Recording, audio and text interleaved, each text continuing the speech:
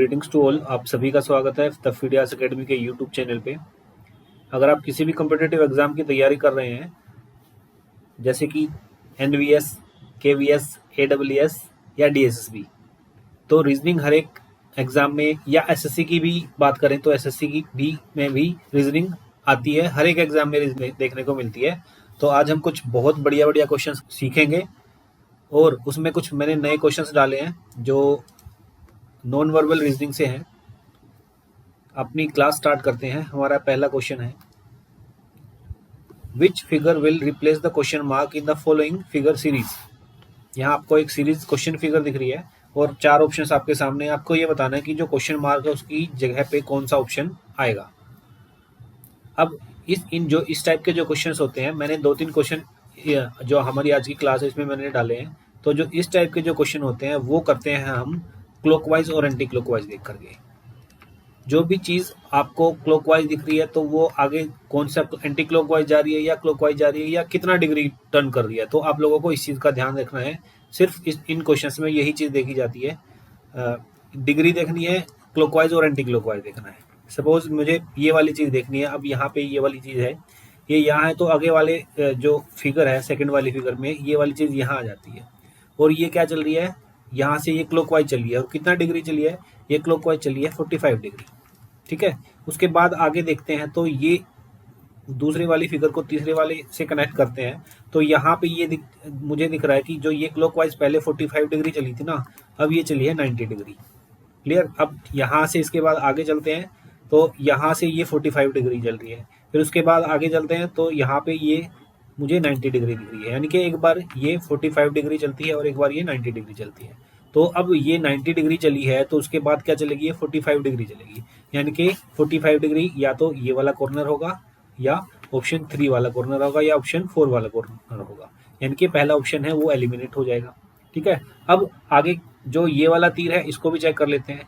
यहाँ पे ये क्या है, नीचे की तरफ है। अब दूसरे वाले पे आते हैं, ये यहाँ से दूसरे वाले पे आते हैं तो ये वाली चीज़ कहाँ आ जाती है, यहाँ आ जाती है 90 डिग्री घूम जाती है। और कैसे घूमती है, ये एंटी क्लॉकवाइज घूमती है। ठीक है, एंटी क्लॉकवाइज 90 डिग्री घूमती है। इसके बाद आगे चलते हैं तो ये कितना डिग्री घूमती है, ये अब की बार 45 डिग्री एंटी क्लॉकवाइज घूमती है। क्लियर। अब इसके बाद आते हैं तो फिर ये 90 डिग्री घूम रही है, उसके बाद ये 45 डिग्री, उसके बाद ये आगे वाली में क्या आएगी, ये 90 डिग्री टर्न करेगी। और यहाँ से 90 डिग्री टर्न करने का मतलब ये नीचे की तरफ होगी।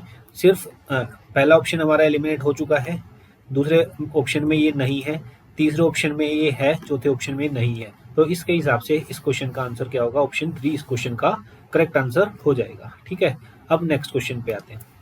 नेक्स्ट क्वेश्चन में लिखा है, select the option in which the given figure is embedded, rotation is not allowed. यहाँ पे इस चीज़ का ध्यान रखना है आप लोगों को, यहाँ पे हमें इसको रोटेट नहीं करना है, रोटेशन अलाउड नहीं है। Same as it is photo रहेगी। और ये वाली फोटो हमें कौन से ऑप्शन में दिख रही है, इसको देख लेते हैं। सबसे पहला ऑप्शन अगर ध्यान से देखते हो तो इसमें से साफ साफ पता लग रहा है कि ये वाली फोटो इसके अंदर नहीं है। अगर मैं सेकंड ऑप्शन को देखता हूँ तो यहाँ पे अगर ध्यान से देखने पर मुझे ये वाली जो चीज़ है ये यहाँ पे कुछ कुछ दिखाई दे रही है, यानी कि ये मैच कर रही है। थर्ड ऑप्शन से एक बार कर लेते हैं क्लैरिफाई। थर्ड ऑप्शन में क्या है, थर्ड ऑप्शन में भी यहाँ से थोड़ा थोड़ा अगर मैं आइडिया लगाता तो यहाँ से भी ये वाली चीज़ दिख रही है। फोर्थ ऑप्शन में ये वाली चीज़ नहीं है। यानी कि सेकंड और थर्ड ऑप्शन में अगर हमें ये देखना है तो इसको थोड़ा सा और ध्यान से देखना पड़ेगा कि इसका क्या आंसर हो सकता है।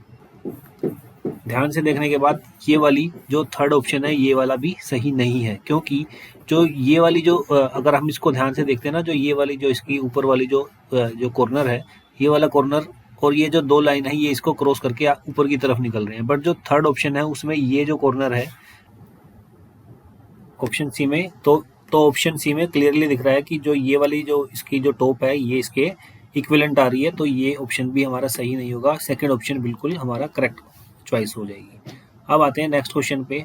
नेक्स्ट क्वेश्चन भी यही सेम है, रोटेशन वाइज क्वेश्चन को इसको सोल्व करते हैं। हमें देखना है कि इसमें किस तरीके की रोटेशन हमें दिख रही है। क्वेश्चन को पढ़ लेते हैं एक बार। Which figure will replace the question mark in the following series. यहाँ पे जो क्वेश्चन मार्क है यहाँ पे कौन सा ऑप्शन आएगा, 4 ऑप्शन हमें जो दिख रहे हैं। तो अगर यहाँ पे मैं देखता हूँ जो ये ट्रायंगल है, ये ट्रायंगल उठ करके अगले वाले बॉक्स में कहाँ जाता है, यहाँ आ जाता है, ठीक है। उसके बाद जो ये सर्कल है, सर्कल कहाँ उठ के आ जाता है, इस ट्रायंगल के पास आ जाता है, यहाँ पे आ गया। अब जो ये वाली चीज़ है ये अगले वाले में कहाँ, इस सर्कल के पास आ जाएगी। अब उसके बाद आते हैं, तो अब ये वाली चीज़ उठ करके कहाँ जाएगी, यहाँ पे आ जाएगी। और उसके बाद अगले वाले में आते तो ये वाली चीज़ उठ करके कहाँ जाएगी, इसके नीचे आ जाएगी, जो इसे आग सी जो फ्लेम्स दिख रही है यहाँ पे। तो ये ऑप्शन हो सकता है, ये नहीं होगा, ये हो सकता है, ये भी हो सकता है, ठीक है। अब हमें चेक करना है कि यहाँ पे सीक्वेंस क्या बन रही है। देखो ये वाली सारी चीज़ एज इट इज़ रहेंगी जहाँ पे थी, ये वाली भी एज इट इज़ है, ये वाली भी एज इट इज़ है, आगे भी एज इट इज़ रहेगी। सिर्फ ये वाली उठ करके यहाँ आ जाएगी, तो यहाँ पे एक स्पेस खाली हो जाएगा, ठीक है। अगर यहाँ पे एक स्पेस खाली हो जाएगा तो यहाँ पे स्पेस खाली है, यहाँ पे स्पेस खाली नहीं है, तो ये भी गलत हो जाएगा। अब हमारे पास ऑप्शन रहते हैं दो। क्लियर। अब यहाँ पे इनको देखते हैं, यहाँ पे ये चीज़ कांस्टेंट रहेंगी, ठीक है। अगर यहाँ पे ये चीज़ कांस्टेंट रहेंगी तो बीच में सर्कल आएगा। बीच में सर्कल कहाँ पे है, यहाँ पे बीच में सर्कल नहीं है, तो ये भी गलत हो जाएगा। यहाँ पे बीच में सर्कल है, राइट की तरफ एक ट्राइंगल है, यहाँ पे भी राइट की तरफ ट्राइंगल है, और लेफ्ट की तरफ ये क्या है, एक स्क्वायर बना हो जिसके अंदर एक डॉट बनी हुई है। तो ऑप्शन 4 इस क्वेश्चन का करेक्ट आंसर हो जाएगा। Come to the next question, find the odd one out. हमें क्या बताना है, इन चार ऑप्शंस में कौन सा ऑप्शन सही नहीं है। चलो देख लेते हैं। जैसे पहला ऑप्शन अगर हम देखते हैं, ये जो सर्कल बना हुआ है ब्लैक कलर में, और जो ये ट्राइंगल बना हुआ है, ये दोनों एक साथ में है। यहाँ पे भी ये दोनों एक साथ में दिख रही हैं। यहाँ पे इस क्वेश्चन में ये जो तीर का निशान है ये दूर है, और ये वाला चीज़ है ये अपोजिट है एक दूसरे के। अगर मैं यहाँ पे भी देखता हूँ, ये वाली चीज़ भी एक साथ है दोनों में, तो इस क्वेश्चन का आंसर हो जाएगा ऑप्शन 3। क्लियर। नेक्स्ट क्वेश्चन पे आते हैं। 3 different position of the same dice are shown. Select the number of the face opposite to the face showing 1. एक के हमें अपोजिट बताना है कि कौन सी पिक्चर दिखाई देगी। तो हमें जो ये 3 डाइस हमें गिवन है, हमें दिख रहे हैं, जो इनको हम थोड़ा सा ध्यान से देखेंगे। अगर ध्यान से देखते हैं तो हमें कोई ऐसा नंबर चूज करना पड़ेगा जिससे हम क्वेश्चन के आंसर की तरफ आसानी से जा सकें। अब यहाँ पे मुझे दिख रहा है कि 2 और 5 यहाँ पे है, और यहाँ पे भी 2 और 5 है, ठीक है। अगर ये सिचुएशन आ जाती है, अगर आपको 2 कॉमन दिखते हैं, तो बाकी के जो सरफेस होते हैं वो क्या आते हैं, एक दूसरे के अपोजिट होते हैं, ठीक है। अब यहाँ पे हमें क्या बताना है, एक का अपोजिट। तो यहाँ पे एक का अपोजिट क्या बन जाएगा, 6 बन जाएगा, जो कि ऑप्शन फर्स्ट इसका सही आंसर हो जाएगा। क्लियर। नेक्स्ट क्वेश्चन पे आते हैं। The second number in the given number pairs is obtained by the performing certain mathematical operations on the first number. The same operations are followed in the number pairs except one.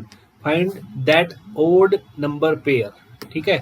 यहाँ पे 4 options दे रखे हैं, हमें ये वाला बताना है कि इनमें से कौन सा जो पेयर है वो ओड है 4 ऑप्शंस में से। यहाँ पे 14 दे रखा है, तो 512 दे रखा है। आप इस क्वेश्चन को वीडियो को पॉज करके भी देख सकते हैं। बच्चों के मार्क्स सबसे ज़्यादा इस टाइप के क्वेश्चंस में कटते हैं, तो आप लोगों को इन क्वेश्चंस की कम से कम 200 क्वेश्चंस एटलीस्ट इस टाइप के क्वेश्चंस की आप लोगों को प्रैक्टिस करनी पड़ेगी, ठीक है। अगर आपको इन क्वेश्चंस पे कमांड लेनी है, तो ऐसे क्वेश्चंस को आपको 200 कम से कम प्रैक्टिस करनी पड़ेगी। क्वेश्चन पे आते हैं। क्वेश्चन में क्या दिया है, यहाँ 14 है या 512 है, ठीक है। 512 तो इनमें क्या रिलेशन बन रहा है, इनमें रिलेशन अगर हम ध्यान से देखते हैं तो ये 512 मुझे क्या दिख रहा है, ये क्या है, एक क्यूब है। ये 1728 12 का क्यूब होता है। ये 12167 ये 23 का क्यूब होता है।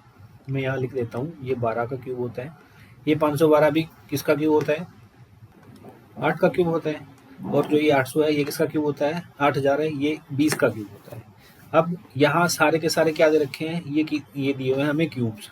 तो हमें ये देखना है कि ये आगे वाली जो है, इसमें 14 है, 22 है, 46 है, 38 है, इनमें इनको कैसे रिलेट करना है। अगर मैं यहाँ पे ध्यान से देखता हूँ, ये क्या है, 14 है। अगर मैं 14 का हाफ करता हूँ, 14 का हाफ क्या होता है, 7, और यहाँ पे क्या है, 8 है। तो इसमें क्या है, एक प्लस कर दिया इन्होंने, तो 8 बन जाएगा। 8 का क्यूब क्या हो जाएगा, 512 हो जाएगा।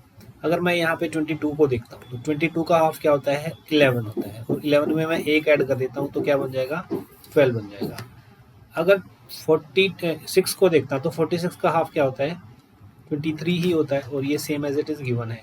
यहाँ पे और चेक कर लेते हैं, इसका हाफ क्या होता है, 38 का हाफ होता है 19, और 19 में मैं अगर एक ऐड कर देता हूँ तो क्या बन जाता है 20। तो हमें यहाँ साफ साफ दिख रहा है जो ओड है, ठीक है। तो ओड क्या हो जाएगा, ओड हमारा ये थर्ड ऑप्शन हो जाएगा, क्योंकि यहाँ पे +1 होने के बाद 24 आना था, और 24 का यहाँ पे क्यूब करने के बाद हमारा वो आंसर आ जाता। क्लियर। नेक्स्ट क्वेश्चन पे आते हैं।